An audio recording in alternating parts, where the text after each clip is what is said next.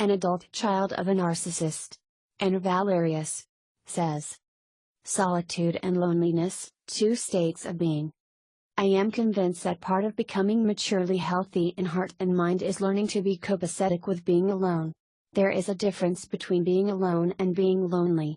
The two are not necessarily the same. Let me wax wordy to try to make this point. I'll likely end up making other points along the way, and with some luck I might even make some good ones. Does this post mean I've come out of hiatus? Unclear. Stay tuned. It was the comments of a reader on an old post that spurred this one. Who knows when the next spate of wordiness will strike. Creativity can't be scheduled. Acknowledgement. I flatter myself. It is in solitude that we are better able to take a good hard look at ourselves. It also makes a better environment for us to learn to stretch ourselves and grow in ways we haven't yet. Being alone can be used by you as a preparation time for learning to be the kind of person a healthy person would want to be with. Too often we fall back into what is familiar and end up stunting our personal growth and wasting more precious time on another bad relationship. Until we are willing to make ourselves uncomfortable by not letting ourselves stay stuck in the familiar, we won't grow, because the familiar is also the bad. The familiar is same old, same old. Same old is unacceptable. You've come to see that by now. When you've become accustomed to bad relationships so that they are the ones that feel right and normal, then it is a sign that you need to be alone for a while. Maybe a good long while. Take stock. Make different choices. Push outside your comfort zones. If you've been raised by a malignant narcissist and have continued up to now in relationships with narcissists, then you're not used to being comfortable when you're in a healthy place. You need to teach yourself to be comfortable with healthy and to learn to be uncomfortable with staying in the unhealthy. Solitude could be your best teacher. Your perceptions have been turned upside down and inside out by narcissists. Time to step back and calibrate your compass to true north.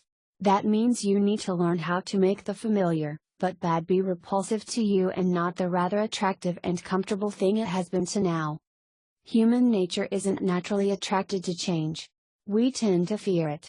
This is why we so often boomerang back into bad relationships. They are what we know, so we feel a degree of security by sticking with what we know. This is why I know that by telling you to break out of the familiar, I am asking you to let go of your security blanket. This is why I know that you will have to feel uncomfortable for a while before you can get your head into a healthier place. You're going to have to let go of the familiar if you're going to break out of bad patterns. You can learn that alone doesn't have to be lonely. There are always ways to interact with the world without having to be in an intimate friendship or relationship with someone, which will eliminate loneliness while being alone. Alone time is a very good place to learn some good life lessons, unlearn the bad ones, and get comfortable hanging out with you.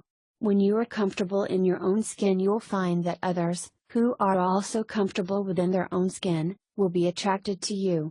You'll also learn that people who don't like you because you are comfortable about yourself are exactly the people you don't want around.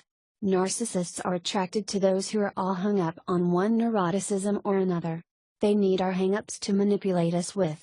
This doesn't mean we need to be perfect. It means we know where we aren't perfect but also refuse to abuse ourselves because of it. We must learn to define perfection differently too. Perfectly content is a much better state of mind than the constant pursuit of a state of perfect which doesn't exist in this world. In Philippians chapter 4, Paul gives a formula which is the key that opens the door to true peace of mind. For I have learned in whatever state I am, to be content. And isn't peace of mind what we really crave? Let me present this idea. Human beings are so imperfect we are incapable of coming up with an accurate definition of what perfection even is. We wouldn't likely recognize perfection even if it was standing right in front of us. Christians, consider Christ. He was perfect, yet the religious leaders perceived him to be the son of a devil. This is why I don't believe we should be pursuing our likely to be screwed up versions of perfection. Just drop it. You're wasting time. Narcissists harangue themselves with the pursuit of some kind of superficial perfection. As they've defined perfection, it's always a subjective definition related to appearances, not substance. We can distance ourselves from the narcissist's perverted definitions and worldview if we drop the need to be perceived by ourselves or others as perfect. The narcissist insists we've failed to be perfect when we've made them angry, or when we didn't give them what they want in any other way. This is a perverted way of defining ourselves, the world, and the word perfect. Because some part of us believes we need to be perfect, the narcissist can control us by telling us we've failed to be perfect. The narcissist believes that perception is perfection. Did you swallow this lie? Convincing yourself or others that you've got it all together is quite separate from really, truly having it all together. Don't fall for the deception that appearances are reality. This is the realm where the narcissist dwells. They create the stage, set the lights to shine on their good side, bring the supporting actors on the set to mouth the script, and then pull off a masterful performance of looking like they are something they aren't. When she manages to fool the audience, the narcissist can continue her pretense that she is perfect. Drop the concept of perfect and move on to something more useful. When we're wrapped up in pursuing perfect, we are self-focused and myopic. We miss the bigger picture. We tend to trample on other people. We become more selfish. Even the well-intentioned pursuit of perfection gets trapped in these pitfalls. Remember that you likely wouldn't recognize perfection even if it walked up and said hi to you. You just end up chasing after illusions and miss the really good things that life does offer.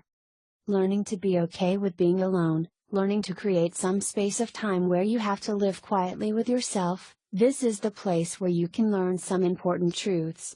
If you find yourself alone right now, see it for the opportunity it is. Don't beat yourself up like you're some kind of failure because you're alone. That's a waste of time in addition to not being true. Seize this period of time between relationships as the golden opportunity it is.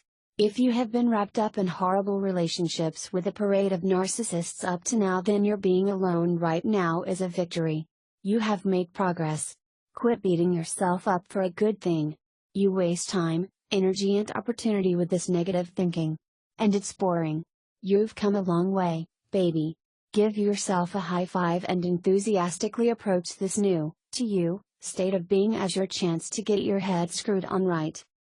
Malignant narcissists are, without exception, cases of arrested development. Stuck at the emotional and moral level of a 6-year-old, they demand the people in their lives submit to their sucky rules and temper tantrums. This has an effect on us. We, too, are somewhat emotionally stuck in varying degrees of arrested development because we've adopted many of the narcissist's views on things. Taking the space and the time for ourselves to finish growing ourselves up is essential for moving into healthy relationships in the future. Maturity includes learning when to kick yourself in your own ass to get yourself moving and knowing when to give yourself a break.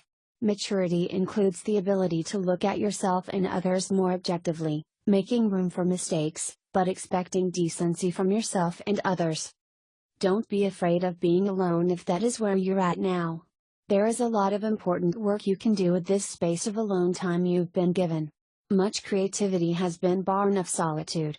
And remember that being alone and being lonely are not synonymous states of being. Not all people who are alone are lonely. And many people in relationships are lonely. My experience has taught me that there is no greater loneliness than that which happens when you're in a bad relationship. It is better to be lonely and alone than lonely while supposedly with someone. So, while we often think that being alone is a sentence to loneliness, the truth is that there are lonelier places in this world than aloneness. The loneliest place to be is in a relationship with someone who sucks you dry. Language has created the word loneliness to express the pain of being alone. And it has created the word solitude to express the glory of being alone. Paul Tillich.